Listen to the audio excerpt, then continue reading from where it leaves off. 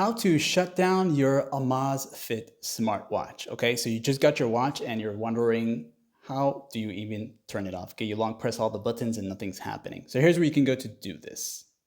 Starting from the clock face view mode here, simply swipe from the top going down like this and tap on the settings icon right here. Once you do this here, this will take you to the main settings of your smartwatch. And you want to go all the way to the very bottom where it says system, this right here.